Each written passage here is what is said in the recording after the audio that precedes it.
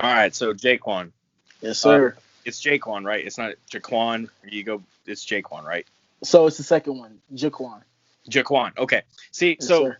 there's a story I did like. I always usually look at the pronunciation guides. I used to always do that, Yeah.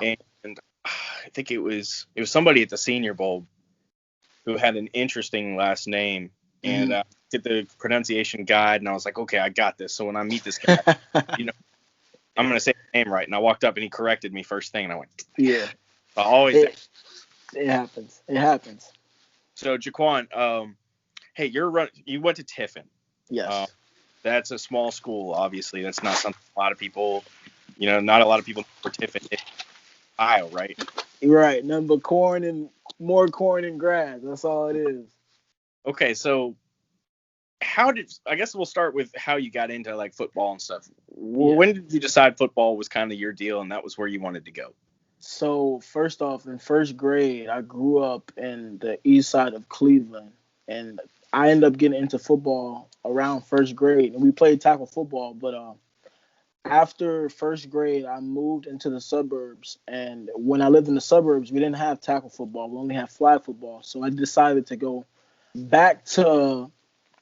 I stayed in the suburbs, but I decided to go back to East Cleveland football because that's where tackle football was, and I feel like around the age of I would say 12 and not 13, I started to fall in love with the sport because after my first couple of seasons, I wasn't as good as I thought I was going to be. I always worked hard though. That was one of my biggest niche was I worked hard. And after I want to say after fourth or fifth grade, I started taking more serious. And next thing I know, seventh grade came around and I'm balling, I'm having fun, and next thing I know, I'm playing nose tackle at like 110 pounds, getting in the backfield, tackling people. But it's like I don't know. I ended up falling in love with it. I would say sixth to seventh grade, and next thing I know, I'm here. I'm having fun with it still. So you played basketball, you played rugby, you ran track, you did all this in high school, right? Yes. And what was the kind of like where was when you decided football is what I like more than any of those? So I would say after my sophomore year because rugby definitely made me into the man who I am today, but just rugby is really dangerous to a point. But I would say after 10th grade, I decided I need to lock in on football because football can pay for my scholarship, football can take me to the next level, and football can change my life. Not necessarily my life, but my family as well. So I would say after 10th grade, I really decided to lock in and just focus on football more than any other sport. And that was at Westview High, correct? So it was Westlake High. Westlake, my bad. No, that's good. So who was the did you play against anybody in high school that was kind of Uh, the the person that you are today, I guess? so wait, say the question again. Was there anybody that you played in high school that really just like changed something about the way that you play the game? Okay, I wouldn't say high school, but I would say going back to first and second grade, there was a guy named Q.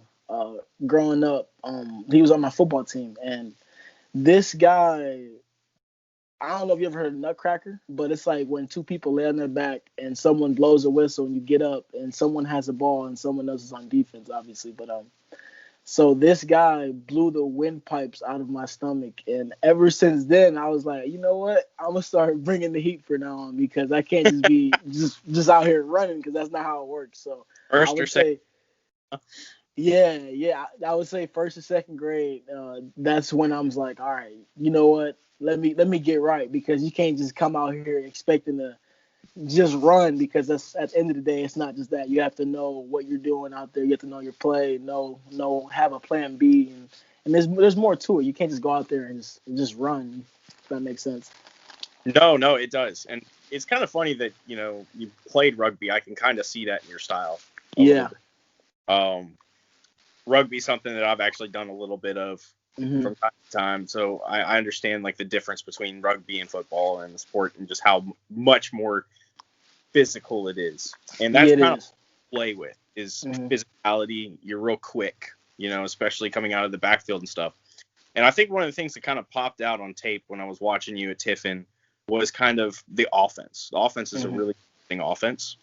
And they used you like a normal, regular running back, like a sort of like a 220-pound bruiser. Yeah. I was kind of watching it going, this is going to make my evaluation a little bit more difficult because, it's you're not going to be used like that, I don't think, itself. Yeah.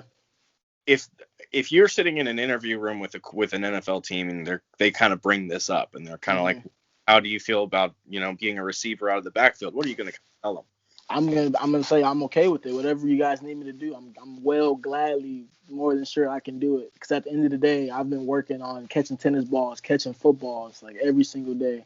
Especially when it comes to tennis balls, because my hand-eye coordination is where I feel like I excel at, to be honest. And I know for a fact that I didn't get the ball thrown to me as much as I thought it was gonna happen, but at the end of the day, I'm here to do whatever a team needs me to do, whatever a GM needs me to do, and whatever it is, I'll do it gladly. I'll play my role. Oh, I'm sorry. It's okay. I've got you at 5'9", 205. Is that about accurate? So it's about 5'9", 217, 218. 217, 218? Okay. Yes, sir. And I'm gonna write that down real quick. For sure. You said you like to take notes. I'm the same way. Yep. Okay, so I'm going to put you at 218. What are you kind of hoping to be at? So I fluctuate around 220 to 218, but where I want to be at is probably during draft day, probably 216, because I feel like that's where I'm most fast at. And I feel like around 216, I'm at like a 10 to 12% body fat. I feel like right now I'm at like a 14% body fat. So I'm still getting it down. I'm still eating healthy. I'm still working out. So I still got more work to work on, obviously. But I would say 216. So that's a good that brings in my next point that I really want to get into is yes, sir. The 2019 to 20 male athlete of the division, which was the Great Midwest.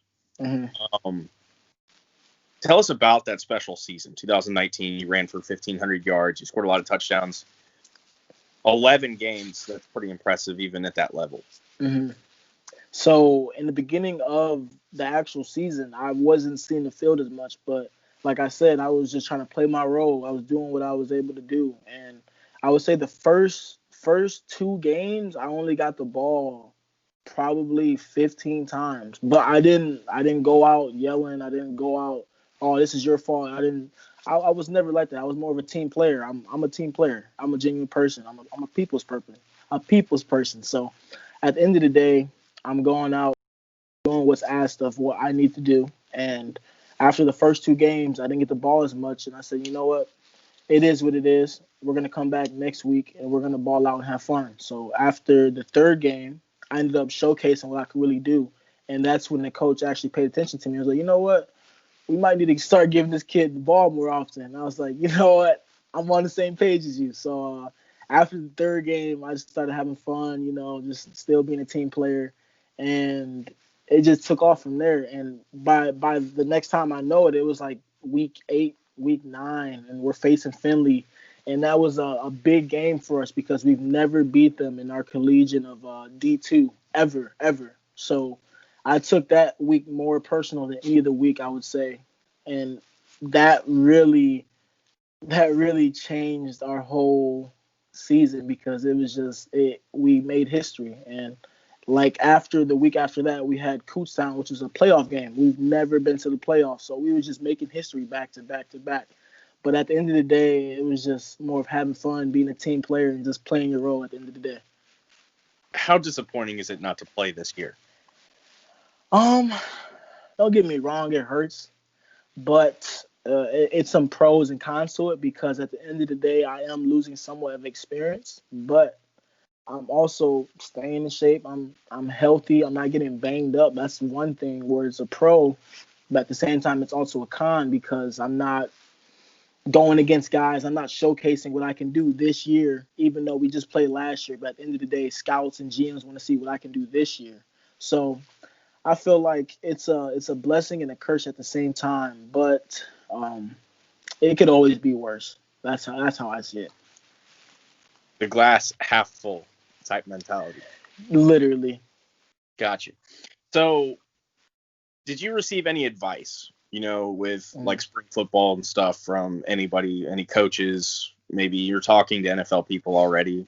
Is there any advice that they kind of were talking, like what to do if spring football was kind of the thing before, the division made that decision? Right. No, I was talking with my head coach the whole time throughout the whole process, just about like every 5 days, every week or so, and he was telling me like, you know what, if we don't have a season, I understand if you opt out or if you want to chase your dreams, but if we do have a season if we do have a season during the fall season, you should stay, and we should really go for a national championship. And that was my whole mindset throughout the whole season, the whole process. And next thing I know, I get a call from my coach because rumors are going around that we're canceled and so forth and things like that. And next thing I know, like I said, I got the call talking to my coach, and then he said, yeah, our season's getting canceled.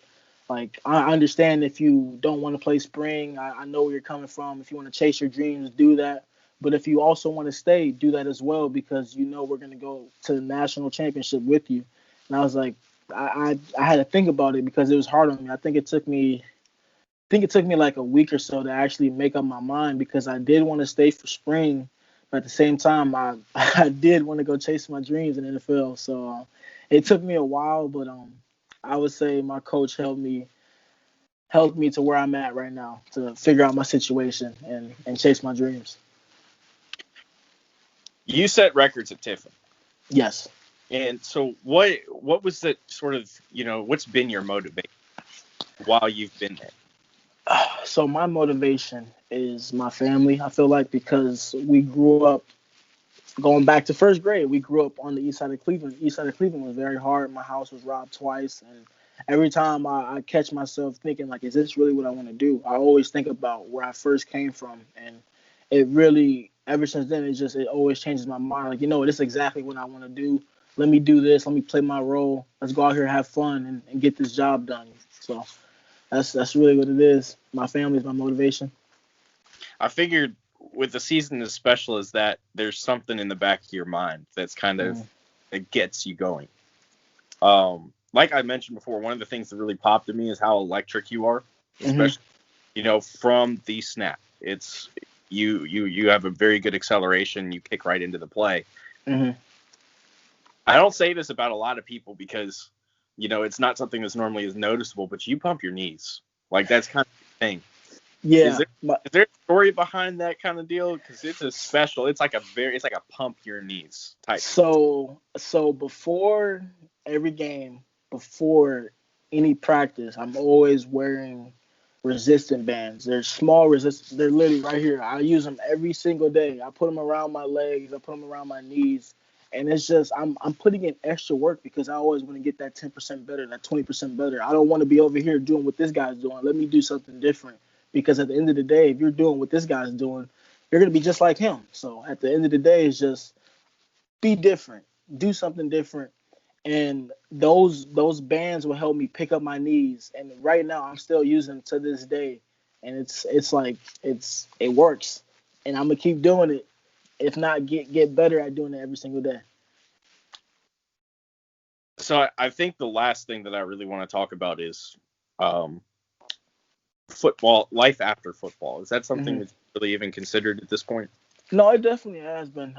Like a plan B. I've always wanted to own my own type of business. Right now, I'm not so sure just yet because at the end of the day, like the world blowing up and there you can get money out of anything. That's including shoes, that's including cars, that's including gaming.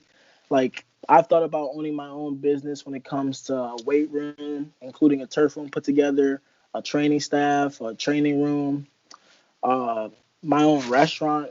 Like, at the end of the day, only God knows what's planned for me. But I've always thought about owning my own business. Not so sure just yet, but I definitely want to own my own business. I was reading with this one interview, research. Have you ever talked to an NFL team yet, or any? So, not necessarily. My coach has told me things in sort of that nature of teams liking me, teams thinking I'm a developmental player, teams thinking that I might be a practice player. It's all over the place. But at the end of the day, NFL's cutthroat. They tell you a bunch of stuff, and then you can be cut the next day. So. Yeah. I just try to, if it's me, I'm gonna go out there and give it my all. And at the end of the day, it's just, if you're doing your best and you're doing your best, you can only control what you can control. So if you ever hear this catchphrase, Mm-hmm. like it's we've done our research on you. Yes. I want to hear back from you. I want to hear how you reacted to that. That's always kind of. I'll say that a lot, and I'm like, I wonder if I picked that up from somebody. I don't know. Yeah. But in the research, I was reading through these interviews, and I saw there was somebody was talking about some of the things that you do with the community, and I saw that you talked about you help kids with disabilities. Yeah. So in high school, so in high school, my freshman year after the track season, one of my mom's friend, her daughter has Down syndrome, so I took her daughter to prom, and I'm still in touch with her. Her name is TT, and her mom's name is TJ. But on top of that, in high school, I also helped out. Not even just in high school, middle school up to high school, I was helping kids during gym classes that had Down syndrome, that were autistic, that were handicapped basically. And it's like I see them just like me because they're always happy.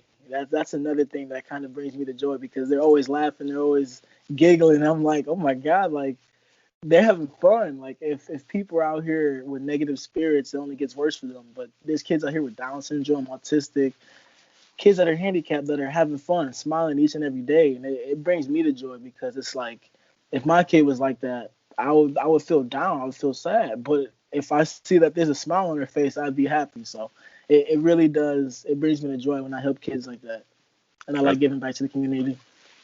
That's awesome. Respect to you for that. Yes, sir. So, I think it's been a really good conversation. Yes, sir. I really wish you the best in this process, and I'm really glad that you've gotten to this event. It's going to be fun to go down there and see you in Fort Worth in January. Yes, sir. You take it easy, and I appreciate you taking the time to do this, man. I appreciate you, John. Nothing but love this way, and God bless. You have a great rest of your day. You too, buddy. We'll see you. God bless, John. God bless.